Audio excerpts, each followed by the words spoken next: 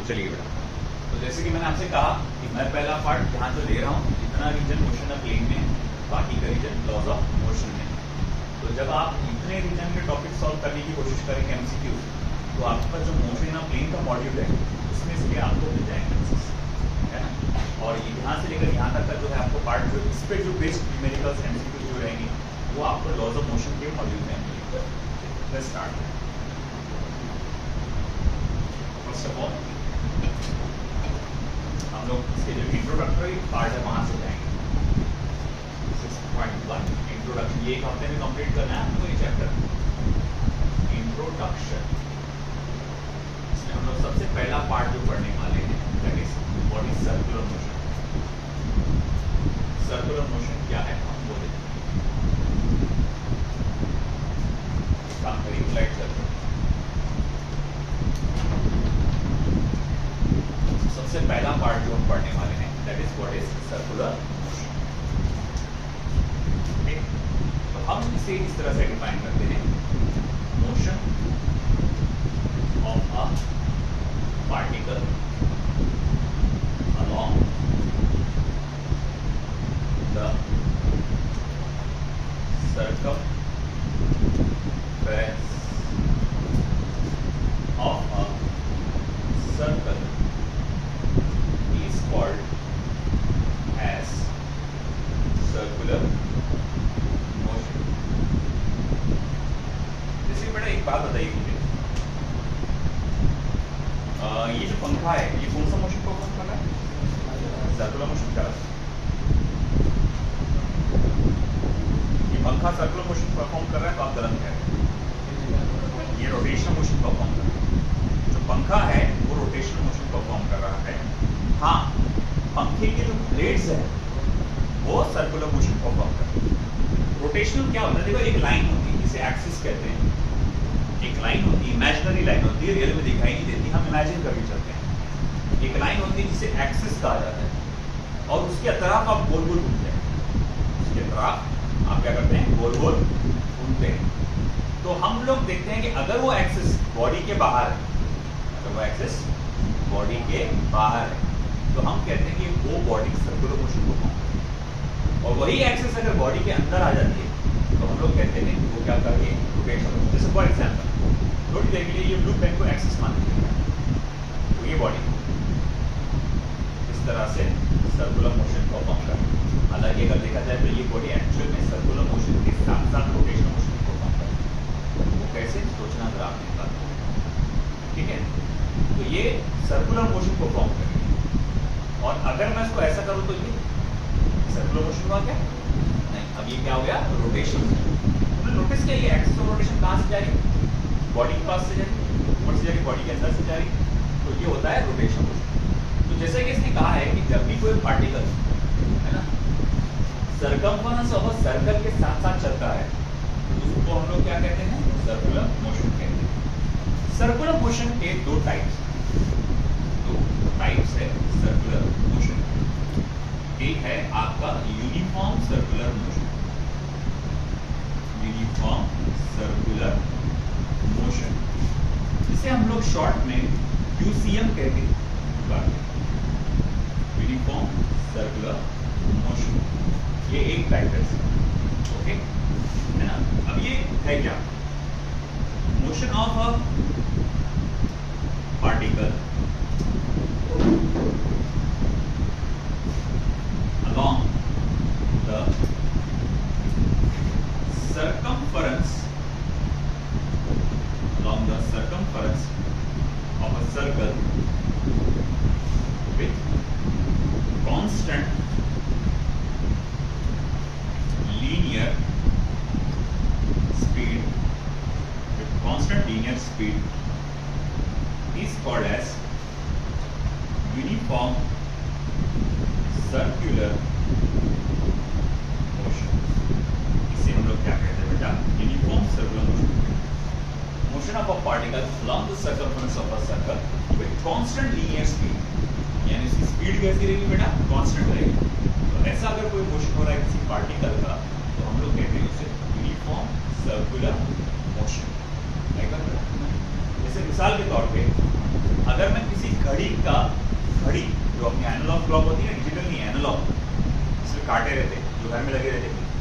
तो अगर मैं उसके टिप को इमेजिन करूँ, जैसे सेकंड का कांटा, सेकंड के कांटे के टिप को इमेजिन करो, तो सेकंड का जो कांटा जो है जो वो सर्कुलर मोशन परफॉर्म कर रहा है, सेकंड के कांटे का टिप वो सर्कुलर मोशन परफॉर्म कर रहा है, और उसकी स्पीड तुमको नहीं लगता कांस्टेंट है ना? एक ऑन एन एवरेज देखा जाए, देखो मैं जो बता रहा हूँ थोड़ा ज्योग्राफिकली आपको पता चलेगा बाद की तरफ है।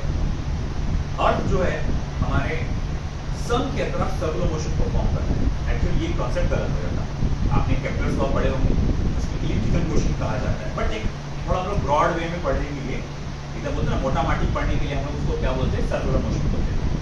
तो थोड़ी देर के लिए अगर उस नॉलेज को अगर मैं साइड में रखूँ, एकदम डीप नॉलेज को साइड में रखूँ, जैसा कि अपन एज अ साइंस स्टूडेंट तो बोलेंगे भैया अर्थ जो है वो इलिप्टिकल ऑर्बिट में रिवॉल्व कर रहा है ना, मगर कोई आर्ट्स कॉमर्स वाले को थोड़ी बोलते बैठे इलिप्टिकल है, उसको चुपचाप बोलना पड़ता है ये गोल घूम रहा हूँ, है कि? तो अगर उसके नजरिए से सोचे तो आपका जो अर्थ है वो सन के तरफ सर्कुलर ऑर्बिट में रिवॉल्व कर रहा है, और उसका मोशन भी कैसा है, यूनिफॉर्म है एंड अकॉर्डिंग टू थिंग, क्योंकि ये भी बात पता चलेगी आगे जाके कि भैया उसका मोशन यूनिफॉर्म नहीं रहता, जब वो करीब होता है सन के तो बहुत तेजी से भागता है, अब जब दूर होता है तो स्पीड स्लो हो जाता है। But just for the sake हम लोग थोड़ा इमेजिन करेंगे तो हम लोग बोलेंगे वो एग्जाम्पल हो जा रहा है यूनिफॉर्म सर्कुलर मोशन का। फिर उसके बाद आता है the concept of non uniform circular motion. Non uniform circular motion पूरा लिखना आपने, उसको NUCM करके हम लोग कहते हैं। अब ये क्या होगा बेटा, ये डेफिनेशन का एग्जैक्ट कॉपी है। Motion of a particle along the circumference of a circle with constant linear speed की जगह यहाँ आ जाएगा बस लिखा हुआ variable linear speed.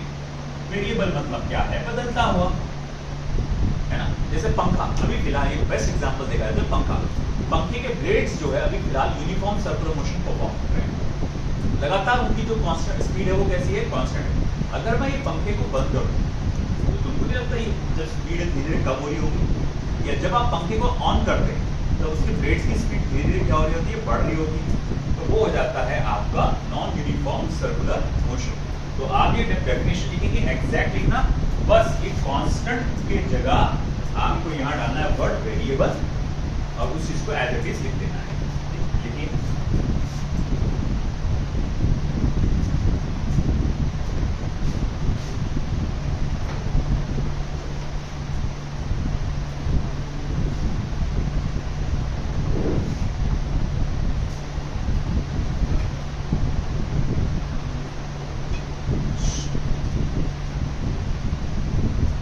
Variables of circular motion, ये इंपॉर्टेंट टॉपिक है। वेरिएबल्स ऑफ सर्कुलर मोशन,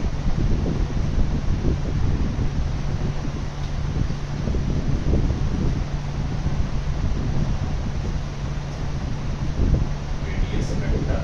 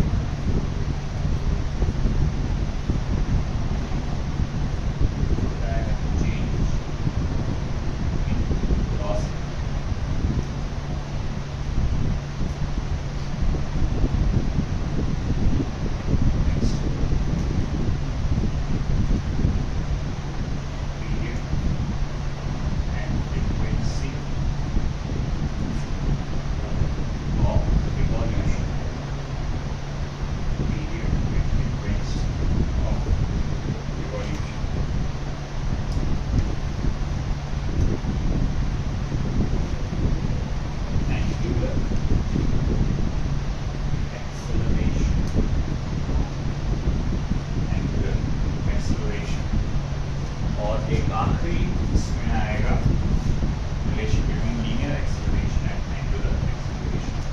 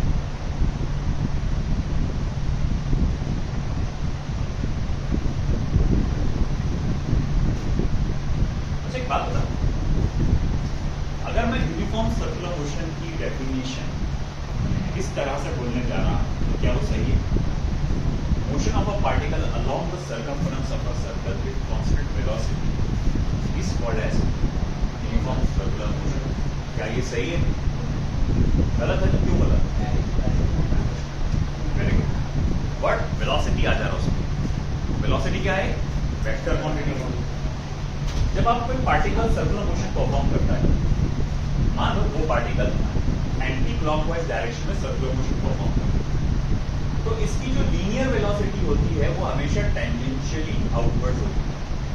इसको बोलते हैं टेंजेंशियली आउटवर्ड्स, बाहर की तरफ, टेंजेंट के साथ साथ बाहर की तरफ।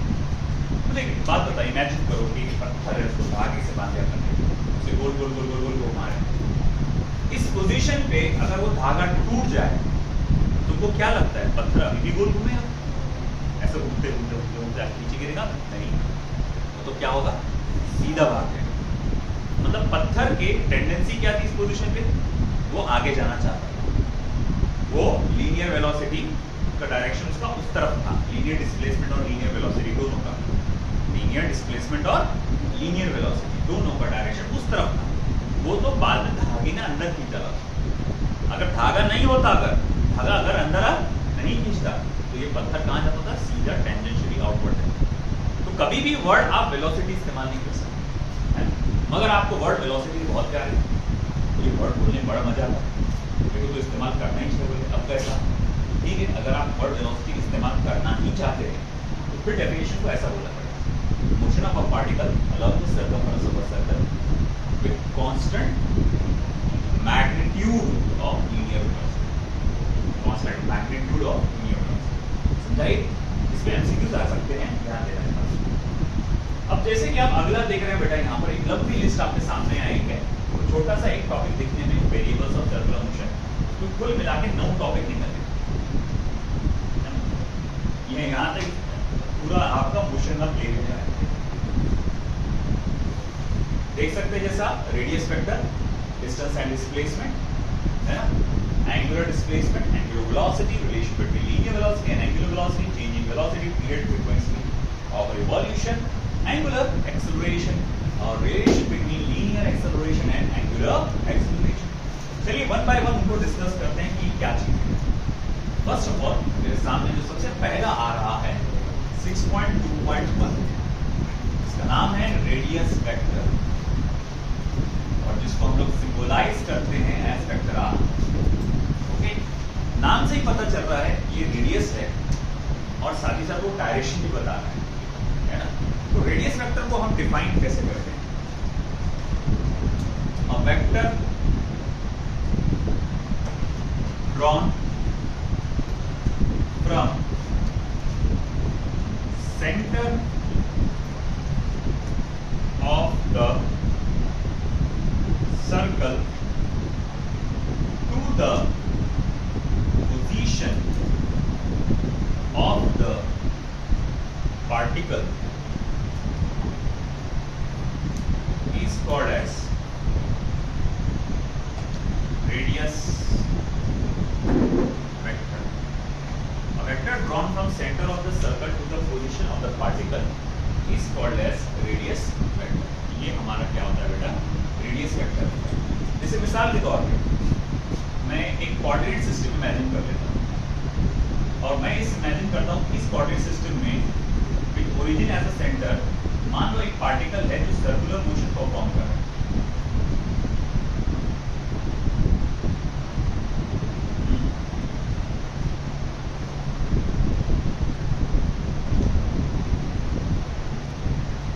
तो एक पार्टिकल है जो सर्कुलर मोशन परफॉर्म कर रहा है इसमें।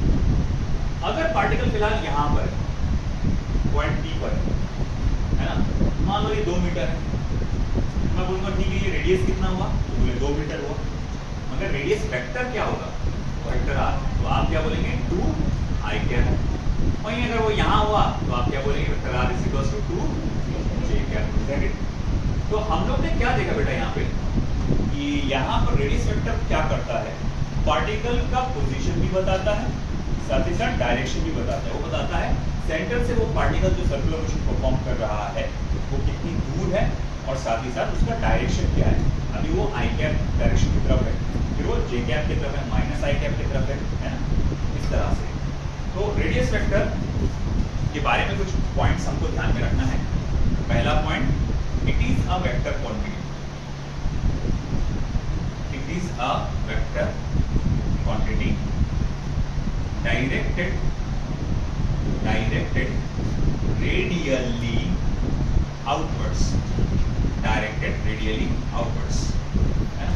बहुत पहले PMT जब हुआ करता था यहाँ पर, उसमें एक क्वेश्चन आया था, for a particle performing uniform circular motion the direction of radius vector is, 4 option थे उसमें, radially inwards, radially outwards, tangentially outwards, tangentially inwards, है ना। तो इसका डायरेक्शन क्या होना चाहिए actually, radially outwards. Radially outwards मतलब क्या, रेडियस के साथ साथ बाहर की तरफ।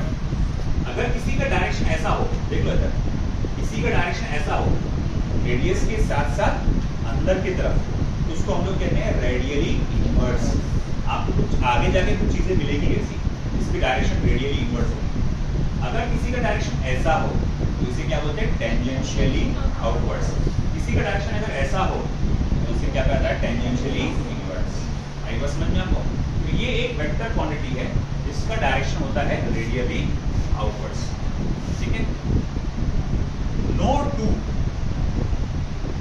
Radius vectors are alike. कोई भी 2 रेडियस वेक्टर्स एक जैसे नहीं हो सकते। जैसे मिसाल के तौर पे ये एक रेडियस वेक्टर है वेक्टर r1, और ये दूसरा रेडियस वेक्टर है वेक्टर r2। हम कहेंगे vector r1 is not equal to vector r2 अगर किंतु परंतु r1 is equal to r2। r1 is equal to r2। तो मुझे बता सकता है कि ऐसा क्यों लिखा है, मैग्नीट्यूड में वो सेम है। जब हम बोल रहे रेडियस वेक्टर, ये वर्ड क्या आ रहा है बेटा सामने वहां पर, वेक्टर। वेक्टर मतलब आते से क्या है, दिमाग में क्या बैठना चाहिए, डायरेक्शन। तो मुझे एक बात बता, जब हम बोल रहे हैं vector r1 equal to vector r2, अगर मैं ऐसा बोल दे रहा हूँ vector r1 equal to vector r2, इसका मतलब क्या होता है कि मैग्नीट्यूड के साथ साथ डायरेक्शन भी सेम है। माना इसका मैग्नीट्यूड और इसका मैग्नीट्यूड सेम है, ये भी 2 मीटर ये भी 2 मीटर, मगर क्या डायरेक्शन सेम है क्या इसका, नहीं भैया। ये कहाँ भागा हुआ है, आई कैप पे, और ये कहाँ भागा हुआ है, जे कैप। तो डायरेक्शन बिल्कुल भी सेम नहीं है, हाँ मगर मैग्नीट्यूड जरूर सेम है। तो r1 अगर r2 है तो उसको r भी लिख सकते हैं, मसला नहीं है। मगर जब आप वेक्टर फॉर्म में लिख रहे हैं तो उसको अलग अलग बताना जरूरी है। आई बात समझ में आपको, ठीक है, ओके लिख लीजिए। तो इसके बाद इसका अगर ऐसा यूनिट देखा जाएगा रेडियस वेक्टर का, तो बहुत आसान है क्योंकि वो एक रेडियस है, इसका ऐसा यूनिट होगा मीटर्स, और इसका जो डायमेंशन होगा ऑफ कोर्स वो होगा L1। डायमेंशन क्या होगा, L1। आई बात समझ में। फिर हमारा अगला टॉपिक आएगा डिस्टेंस एंड डिस्प्लेसमेंट।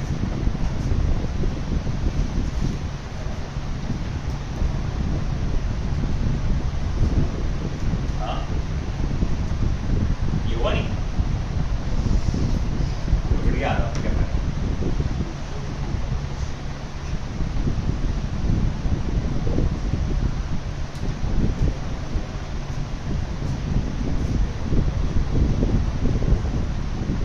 स्पीड बढ़ाओ बेटा। है कॉलेज में, अपने तो स्कूल में नहीं है।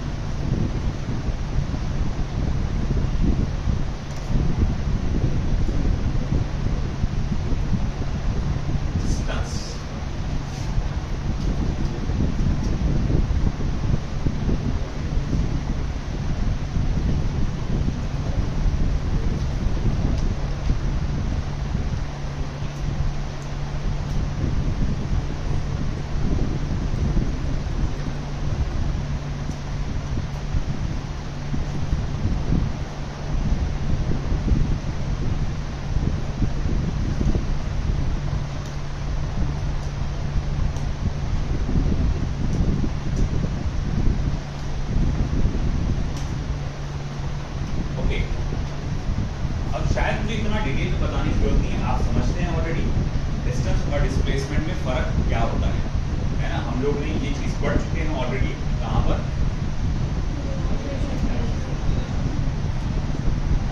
Motion in straight line chapter में हमने इसमें देखा था डिस्टेंस क्या होता है, the length of actual path forward. आप जिस रास्ते से चल के जा रहे हो उस रास्ते की पूरी लंबाई।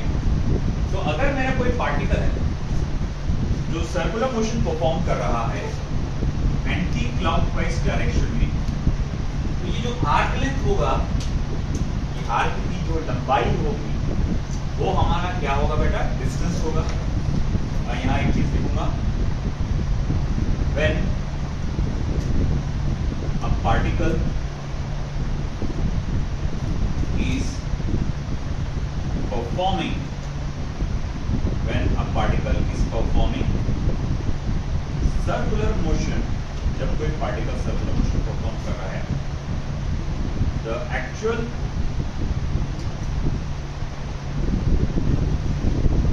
The length of actual path forward, the length of actual path followed by the particle, the length of actual path followed by the particle is called as distance. मुझे length of actual path followed, हाँ यहाँ bracket में एक चीज लिखना है आपको। जब आप ये लिखेंगे ब्रैकेट में एक चीज लिखना है आपको, जो मुझे यहाँ मैं साइड में लिख के दे रहा हूँ क्योंकि मैं लिखना भूल गया। आर्क लेंथ लिखना है आपको bracket, arc length, the length of actual part followed. तो मतलब वो यहाँ पर क्या होगा? आर्क लेंथ होगा। इसको हम लोग क्या कहते हैं बेटा? डिस्टेंस कहते हैं। अब ये आर्क लेंथ या डिस्टेंस हम कैसे कैलकुलेट करेंगे? इसके लिए आपको 10th स्टैंडर्ड के सर्कल चैप्टर का नॉलेज होना चाहिए। सर्कल 10th में था कि नहीं था? 10th में था ना। तो 10th स्टैंडर्ड के सर्कल चैप्टर का नॉलेज होना चाहिए। Angle subtended by the arc is equal to arc length upon radius. ये फॉर्मूला पढ़ेंगे आपने, है ना? अगर x sorry angle subtended by the arc is equal to arc length upon radius, theta is equal to x by r, ऐसा कोई formula आपने पढ़ा होगा। तो अब अगर ये फॉर्मूले को ही अप्लाई किया जाए तो मैं यहाँ लिख सकता हूँ कि therefore x is equal to r into theta. अगर यहाँ जो मैं डिस्टेंस दे रहा हूँ उसको हम लोग काय से रिप्रेजेंट कर रहे हैं? d से रिप्रेजेंट कर रहे हैं। तो d is equal to r into theta, इस फॉर्मूले से आएगा।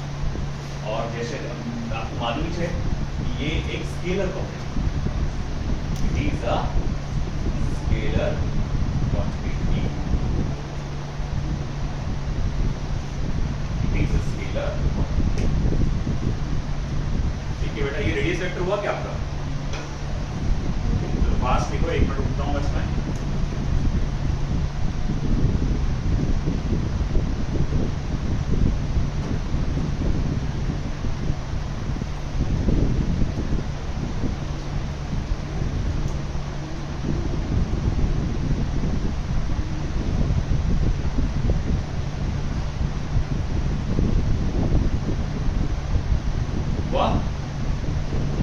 रेडियस वेक्टर इसी का बाकी है। Radius vector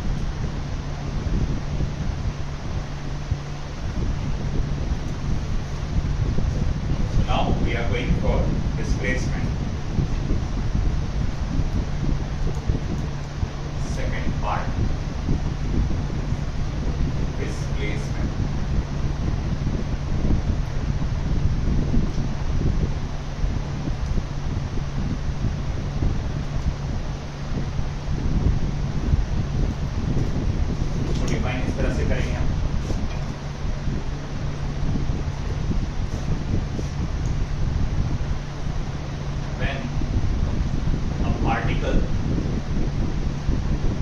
performs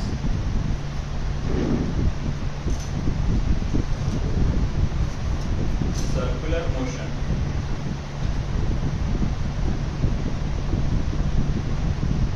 the shortest distance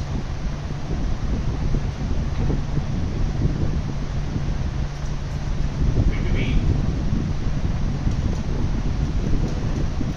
initial and final position of a particle is called as displacement. इसको हम लोग क्या कहते हैं? डिस्प्लेसमेंट कहते हैं। जब कोई पार्टिकल सर्कुलर मोशन परफॉर्म करता है, इनिशियल और फाइनल पॉइंट के बीच में का सबसे छोटा डिस्टेंस जो है उसे डिस्प्लेसमेंट कहा जाता है। फॉर एग्जांपल ये है मेरे पास एक पार्टिकल फिलहाल सर्कुलर मोशन परफॉर्म कर रहा है विद रिस्पेक्ट टू सेंटर। इसके दो पोजीशंस मैंने मार्क किया है, written as A and B. Vector r1 इसका रेडियस वेक्टर है, वेक्टर r2 इधर का रेडियस वेक्टर है। जैसे कि आप जानते हैं वेक्टर r1 और वेक्टर r2 आपस में इक्वल नहीं है। अगर r1 और r2 आपस में इक्वल है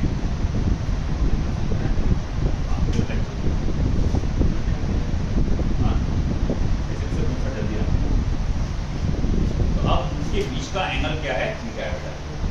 तो अब अगर मैं ये इनिशियल पॉइंट मान के चलूं और ये फाइनल पॉइंट मान के चलूं, तो ये जो बीच में का जो शॉर्टेस्ट डिस्टेंस नजर आ रहा है इसे आप डिस्प्लेसमेंट कहते हैं, जिसको मैं फिलहाल यहाँ पर डेल्टा वेक्टर आर, अगर मुझे वेक्टर फॉर्म में रिप्रेजेंट करना है तो डेल्टा वेक्टर आर या फिर डेल्टा आर से रिप्रेजेंट करने वाला हूं। अब सवाल उठा कि ये डेल्टा वेक्टर आर, ये वेक्टर डेल्टा आर हम कैलकुलेट कैसे करें, है ना? यहाँ डिस्प्लेसमेंट कैसे कैलकुलेट किया जाता है? बहुत आसान है बेटा। देखो, मेरा मेन टारगेट है डिटरमाइन करना delta vector R. Delta vector R मतलब क्या है? Change in position vector. Displacement का हम लोग आपको मालूम है ना, चेंज इन पोजीशन होता है final position minus initial position. Circular motion में पार्टिकल की जो पोजीशन है, सर्कुलर मोशन में पार्टिकल की जो पोजीशन है अपन किससे बताते हैं? रेडियस वेक्टर से। उसी का नाम है पोजीशन वेक्टर। उसी का नाम क्या है? Position vector. तो मैं बोलूंगा देख भाई, अपन आमतौर पे डिस्प्लेसमेंट का नाम फॉर्मूला जानते हैं, final position minus initial position. तो सर्कुलर मोशन में भी डिस्प्लेसमेंट कैसा आएगा? Final position minus initial position. मगर उसको कैसे लिखेंगे अपन? Vector r2 minus vector r, final position vector minus initial position vector, या final radius vector minus initial position sorry radius vector. अब मैं कहूंगा अगर मुझे डेल्टा r का मैग्नीट्यूड चाहिए तो मैं ये कैसे निकालूंगा? अगर डेल्टा वेक्टर r का मुझे मैग्नीट्यूड चाहिए तो मैं ये कैसे निकालूंगा? तो इसका फॉर्मूला फिर हो जाएगा r1 square plus r2 square minus twice r1 r2 cos theta. अब शायद ही मुझे बताने की जरूरत नहीं है कि सबट्रैक्शन ऑफ टू वेक्टर्स में अपन ने पढ़े, याद है subtraction of two vectors, vector p and vector q। अगर vector q minus vector p2 आपको निकालना है तो क्या था? Under root of p square plus q square minus twice p q cos theta. याद है ना? अब p और q की जगह r1 और r2 है, तो under root of r1 square plus r2 square minus 2r1 r2 cos theta. चलिए मान लिया। फिर मुझे याद आया, अरे देखो तुमने ये मैग्नीट्यूड निकाले, सबके सब तो मैग्नीट्यूड के फॉर्म में, तो r1 r2 लिखने के बजाय क्यों ना r ही लिख डालो। तो ये इक्वेशन क्या हो जाएगी फिर बेटा? डेल्टा r की r square plus r square minus 2r square cos of theta, isn't it? ठीक है, फिर मैं क्या लिखूंगा? 2r square minus 2r square cos of theta. r square common निकल जाएगा बाहर, रूट के बाहर निकल जाएगा। हालांकि इसमें से भी 2 कॉमन निकलेगा मगर वो रूट के अंदर ही जाएगा। समझा बेटा? r स्क्वायर कॉमन निकला, अब उसके स्क्वायर था तो वो पूरा रूट के बाहर निकल सकता था, तो r स्क्वायर रूट बाहर निकला, रूट के बाहर, और r रह गया। अब ये इन दोनों में से 2 कॉमन निकला, तो 2 r स्क्वायर तो पहले निकल गया, भी निकल गया, बचा क्या फिर 1 है ना, और यहाँ बचेगा सिर्फ cos थीटा। अब देखो बेटा यहाँ हमें कुछ खास करना है, हमको कुछ चीजें याद करनी है पुरानी। आपको फॉर्मूला याद है cos ऑफ 2 थीटा का? एक फॉर्मूला है उसमें 1 माइनस 2 साइन स्क्वायर थीटा, याद आया आपको? ये फॉर्मूला है cos ऑफ 2 थीटा। अब ऐसा है कि अगर मेरे पास सिर्फ cos थीटा है तो मैं क्या लिख सकता हूँ 1 minus 2 sine square theta by 2 लिख सकता हूँ मैं। अरे भाई यहाँ पर जो भी एंगल था उसका आधा एंगल यहाँ था, यह एंगल क्या था 2 थीटा, तो उसका आधा एंगल क्या होता है थीटा, वो यहाँ था। तो अब मैंने क्या लिखा, अब क्या लिखा थीटा, तो उसका आधा एंगल यहाँ आएगा थीटा बाई 2। तो अब ये फॉर्मूला कुछ ऐसा लिखा जा सकता है, कैसा r under root of 1 minus cos theta के जगह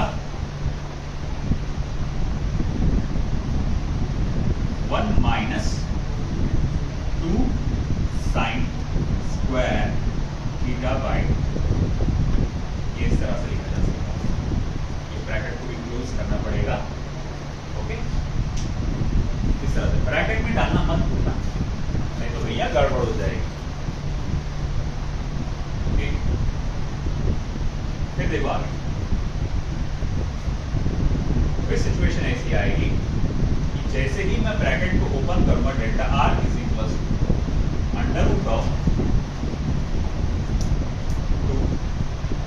1 minus 1 plus 2 sine square theta by 2। जैसे ही मैंने ये वाले ब्रैकेट को ओपन किया, कौन सा बेटा, ये लास्ट वाला, ये वाला पॉइंट, ये वाला, मतलब यहां से कैसे आया इधर, देखो 2r स्क्वायर, मान ले इसमें से दोनों तो कॉमन निकाले 2r स्क्वायर, तो देख क्या है हमारे पास 2r square minus 2r square cos theta, इसमें से ये 2r स्क्वायर का कॉमन निकाले तो क्या हो जाएगा 1 माइनस cos थीटा, है ना।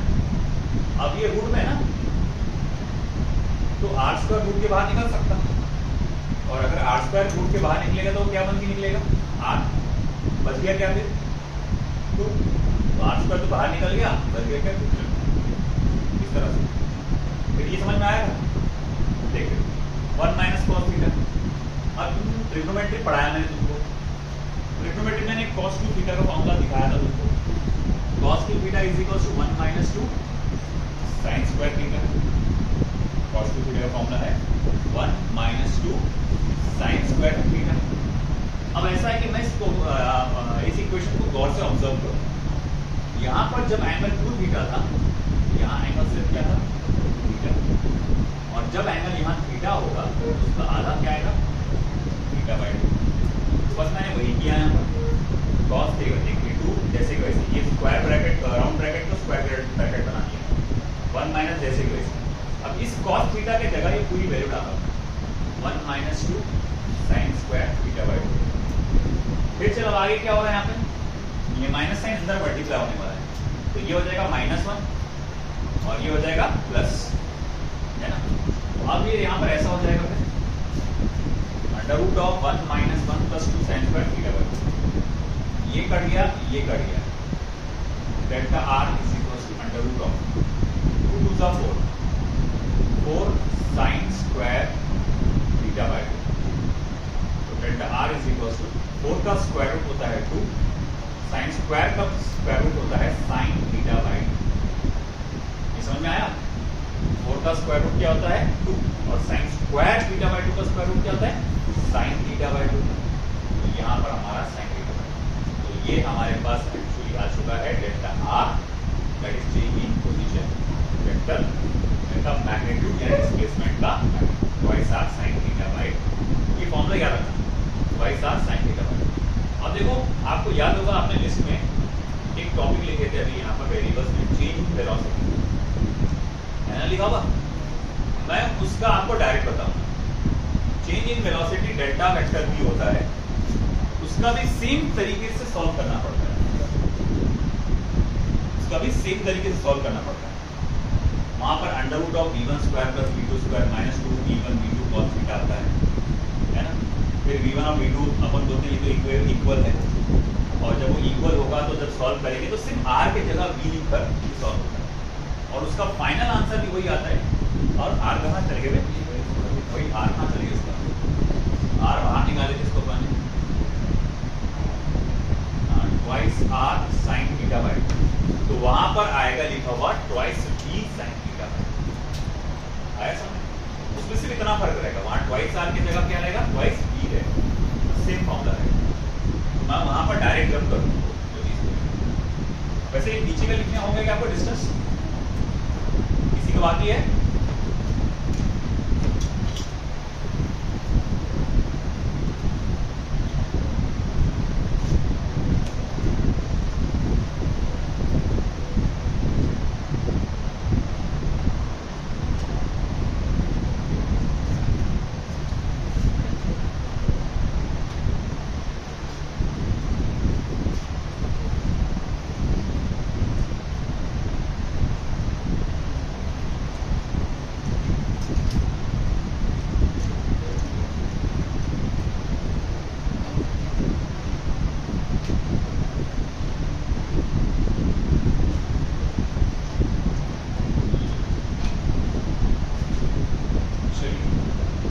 अगला टाइटल क्या है, एंगुलर डिस्प्लेसमेंट 6.2.3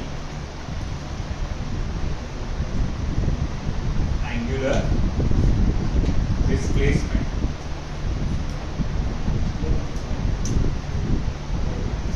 जनरली इसका सिंबल थीटा या फिर डी थीटा या फिर डेल्टा थीटा होता है, थीटा, डी थीटा और डेल्टा थीटा। बताता हूँ मैं वो दोनों तीनों सिचुएशन में कब यूज करते हैं, इतना डीप में आपको नहीं मालूम चलता, पर फिर बता दूंगा। ये बोर्ड एग्जाम में है इसका डिस्क्रिप्शन, जो मैं डेफिनेशन की सब लिखा के दे रहा हूँ, इंपॉर्टेंट है। The angle traced by various radius vector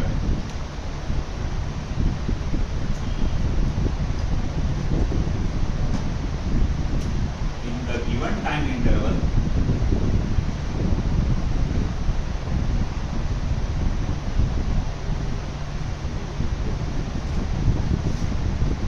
for a particle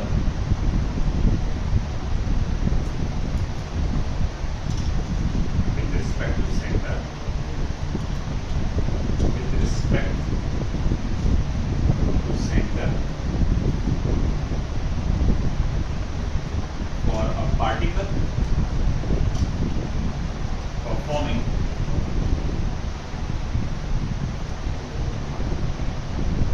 circular motion is called as radius vector. Is called as radius vector. The angle traced by radius vector in the given time interval with respect to the center of a circle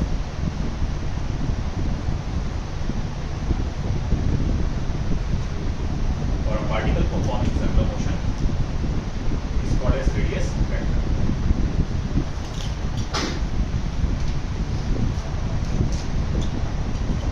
displacement की definition होगी थी,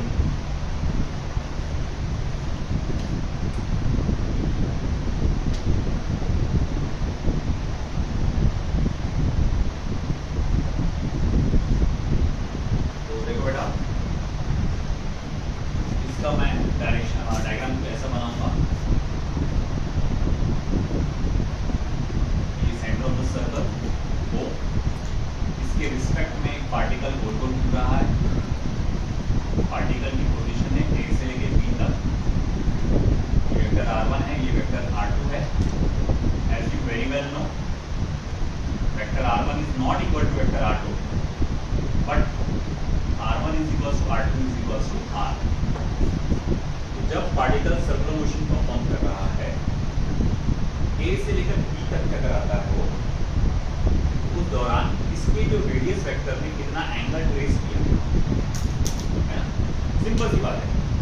एक particle circular motion perform कर रहा है, ये radius vector है और यहाँ से यहाँ आ गया है ना, तो कितना एंगल कवर किया पार्टिकल ने, 90 डिग्री का। रेडियस वेक्टर के एंगल से पता लगाते हैं कितना एंगल कवर किया उसने, उसको कहते हैं एंगुलर डिस्प्लेसमेंट। इससे पहले जो ये जो डिस्प्लेसमेंट का लिखा हुआ है वो अलग है, ये लीनियर डिस्प्लेसमेंट है। आपको लिखा हुआ याद होगा डायग्राम में, मैंने क्या होता है, डायरेक्ट शॉर्ट डॉटेड लाइन बताया ना मैंने, ये पार्टिकल यहाँ से यहाँ आ गया और ये डॉटेड लाइन क्या है, सीधी स्ट्रेट लाइन बता रही है कि इसका क्या है, लीनियर डिस्प्लेसमेंट। और ये जो बता रहा है उसका एंगल बता रहा है, ये होता है एंगुलर डिस्प्लेसमेंट। आई बात समझ में? अब ये एंगुलर डिस्प्लेसमेंट मैं कैसे निकालूंगा, देखो भाई, मान लो ये देखो आर्क लेंथ है x, as per the circle chapter का जो आपका फॉर्मूला है उसके हिसाब से, तो theta is equal to x upon r, where x stands for arc length, है ना, arc length upon radius. Okay, अब गौर से सुनिएगा बेटा, अब अगर मान लो कि पार्टिकल यहाँ से यहाँ आया तो उसका डिस्प्लेसमेंट मैं यहाँ से बताऊँ, डिस्प्लेसमेंट ये हुआ ना इसका, मान लो कि इसका डिस्प्लेसमेंट को मैं s से इंडिकेट करूँ, मैं s से इंडिकेट करूँ डिस्प्लेसमेंट, जो कि यहाँ से शुरू होकर यहाँ पर खत्म हो गया। अगर ये बहुत ज्यादा बड़ा सर्कल नहीं है ना, A से लेकर B का जो रास्ता है अगर बहुत ज्यादा बड़ा नहीं है, उस सिचुएशन में x और s आपस में अप्रोक्सीमेटली सेम हो सकते हैं। बात समझ रही है बेटा? अगर उसने बहुत बड़ा डिस्टेंस कवर नहीं किया, छोटा सा डिस्टेंस कवर किया, तो तकरीबन x और सेम s की जो वैल्यू आएगी तकरीबन कैसे आएगी, सेम ही जाएगी। जैसा अभी तो डायग्राम में आपको नजर आ रहा है, जैसा फॉर एग्जाम्पल देखा होता, ये बड़ा सर्कल देख, ये लंबाई और ये लंबाई तुमको लग रहा है कि भैया ये तो बहुत ज्यादा डिफरेंट है। अगर मैं वही बोलूंगा, आप ये इमेजिन करिए, मैंने छोटा सा आर्क लेंथ कंसीडर, ये लंबाई और ये लंबाई, तो दिख भी नहीं रही कि वहां पर दो लाइन खींचा मैंने, है कि देख बाहर की एक लंबाई तकरीबन सेम नहीं लगा तुमको ये, है ना। तो अगर मैं देखता हूं कि ये एंगल ट्रेस अगर छोटा है, अगर ये एंगल ट्रेस क्या है, छोटा है, थीटा इज स्मॉल, तो s x और s कैसे रहेंगे, सेम रहेंगे अप्रोक्सीमेशन। तो मैं यहाँ लिख देता हूँ, ये लिखने की जरूरत नहीं है, आपको एकदम वर्ड्स में लिखना पड़ेगा आपको। If theta is small, x is approximately equal to s, therefore theta is equals to s upon r, therefore theta is equals to s upon r, और s is equals to r into theta, s is equals to r into, जहां पर s क्या है बेटा, linear displacement है, r क्या है, radius vector है, थीटा क्या है, एंगुलर डिस्प्लेसमेंट है। फिर आप बोलेंगे अरे यार तुम तो बता रहे हो तो तीनों के तीनों क्या है, vector quantity, s linear displacement, r radius vector, theta angular displacement, ये तो भैया तीनों के तीनों क्या हो गए, वेक्टर क्वांटिटीज हो गए। तो अब कैसा, इसे वेक्टर फॉर्म में कैसे लिखेंगे, अब बोले वही तो जादू है कि वेक्टर फॉर्म में लिखा कैसे जाएगा, इन वेक्टर फॉर्म, है ना। अब मेरे को आपसे कुछ पूछना है कि वेक्टर फॉर्म में कौन सा वाला सही है, ऐसा लिखना ये ज्यादा सही है या फिर ये वाला ज्यादा सही है। अभी ये पार्ट लिखना है, 5 मिनट सही है, ये ज्यादा सही है, ये ज्यादा सही है। अब ये थोड़ा देखने में दिक्कत जाती है, तो उसके लिए हम उसका वेक्टर डायग्राम देखते हैं। एक पार्टिकल है जो सर्कुलर मोशन परफॉर्म करता है, मान लो फिलहाल वो यहाँ, मैं इसी डायग्राम को थोड़ा सा आपको 3D में बताने की कोशिश कर रहा हूँ। मतलब आप ऐसा इमेजिन करो, ऐसा वो सर्कल को आप ऐसा आड़ा देख रहे हैं, आड़ा देखेंगे थोड़ा सा तो इलिप्टिकल नजर आएगा, ठीक है। तो फिलहाल वो पार्टिकल इस पोजीशन पी पे है, तो मैं बोलूँगा जब ये पार्टिकल पोजीशन पी पे होगा, जब ये पार्टिकल पोजीशन पी पे होगा तो इसका रेडियस वेक्टर किधर होगा, बोले इधर, और इसका लीनियर डिस्प्लेसमेंट कहाँ होगा, बोले पीछे की तरफ, और उसका एंगुलर डिस्प्लेसमेंट क्या होगा, ऊपर की तरफ। Remember one thing, angular displacement जो है वो राइट हैंड रूल से दिया जाता है, बोले राइट हैंड रूल, जी हाँ, बोले कैसे, थोड़ी देर में आते हैं। देखो अगर मैं इमेजिन करूं कि ये जो है थीटा है, ये जो नई वाली पेन है वो थीटा है, ब्लू वाली पेन जो है ये जो है आपका वेक्टर आर है, इसका डायरेक्शन देखो, इसका डायरेक्शन देखिए वेक्टर आर, और ये है आपका वेक्टर एस, वेक्टर एस, ठीक है। सबसे पहला काम क्या करना है, सबके बेसिस को आपस में जोड़ना है। ये इसका हेड है, ये इसका हेड है, गौर से देखना, मगर ये इनका क्या है, बेस आपस में जुड़ा है। क्या इसका बेस और इन सब का बेस आपस में जुड़ा हुआ है क्या, इसका बेस इनके हेड के साथ जा रहा है। बिना डायरेक्शन चेंज किए मैं इसको सरकाऊंगा इधर, बिना डायरेक्शन चेंज किए मैंने इसको सरकाया इधर। फिर से रिकॉल करो कौन क्या है, ये क्या है थीटा, ये क्या है आर, ये क्या है S, theta R S, angular displacement, radius vector, linear displacement, ये आगे समझ में, ठीक है। तो मुझे मालूम है जब भी कोई चीज पार्टिकल ऐसा गोल गोल घूमेगी तो भैया रेडियस वेक्टर इस जगह पर होगी तो रेडियस वेक्टर का डायरेक्शन ऐसा रहेगा और लीनियर डिस्प्लेसमेंट का डायरेक्शन ऐसा रहेगा, और किसी भी वेक्टर को मैं आगे पीछे कहीं भी सरका सकता हूँ बिना डायरेक्शन चेंज किए। सिर्फ शर्त ये है इसका डायरेक्शन चेंज नहीं होना चाहिए। मैं बोलूँगा यहाँ जब था वो तब क्या डायरेक्शन था, बोले पीछे की तरफ, अब यहाँ पर क्या डायरेक्शन है, पीछे की तरफ ही, तो बिना डायरेक्शन चेंज के आप इधर उधर सरका सकते हैं। देखो फिर से रिकॉल करो, ये क्या है थीटा, ब्लू वाली पेन आर, और ये पीछे वाली एस, किन दो चीजों को मल्टीप्लाई किया गया है, आर और थीटा को मल्टीप्लाई किया, उससे आंसर में क्या आया है एस, जो आंसर में आया है उसे ऊपर करो, तो मैं ऐसा धीरे धीरे इसको ऊपर करूंगा। ये क्या है एस, ये क्या है थीटा, और ये आर, बोलिए इतनी जल्दी। अब राइट हैंड अंगूठे को रखो जो ऊपर है उसके साथ, और राइट हैंड को ऐसा स्वीप करो और सोचो कि पहले कौन मिला आपको, पहले थीटा मिला ना, फिर बाद में कौन मिला आर। सही सीक्वेंस वेक्टर फॉर्म में क्या होगी, थीटा क्रॉस वेक्टर आर, ये वेक्टर चैप्टर में पढ़ा याद होगा अगर आपको, है ना, ये थीटा क्रॉस आर, ये सही सीक्वेंस होगी। मतलब ये सीक्वेंस जो दी गई है ये गलत दी गई है, ये वाली सीक्वेंस दी बेटा सही। आई बात समझ में। अब देखो भाई बात हो रही कि डायरेक्शन को लेकर, तो direction of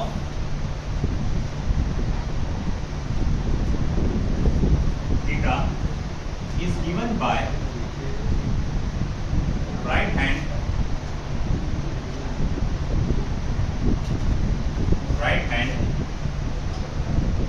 screw rule, right hand screw rule।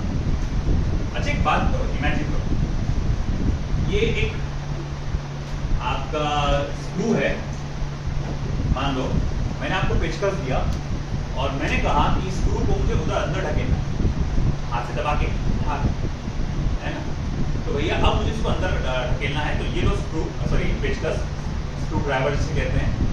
अब इसे आप इसके अंदर फंसाएंगे और घुमाएंगे। आप मुझे बताओ without any knowledge of physics कि आप उसको किस तरह घुमाने वाले, अपने हाथ के एक्शन करके बता सकते हैं आप, है ना। आप सब ने ऐसा हाथ दिखा है कि अगर मुझे इसको आगे ढकेलना है तो मुझे उसको ऐसा करना पड़ेगा।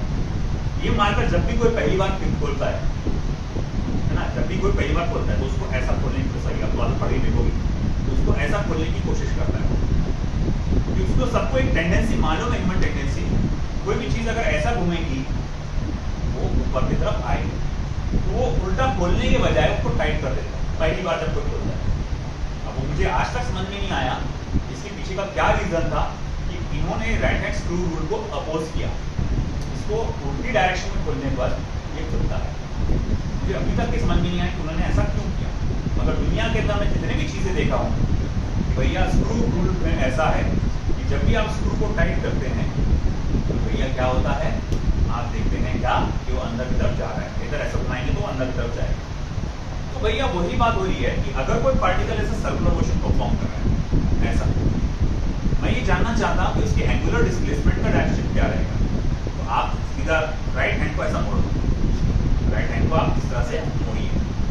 फिंगर्स कर्ड फिंगर्स का जो डायरेक्शन होगा, मान लो अगर वो डायरेक्शन बता रहा है पार्टिकल जो कि सर्कुलर मोशन परफॉर्म कर रहा है, और ऊपर से देखने पे ये डायरेक्शन कैसा है, एंटी क्लॉकवाइज।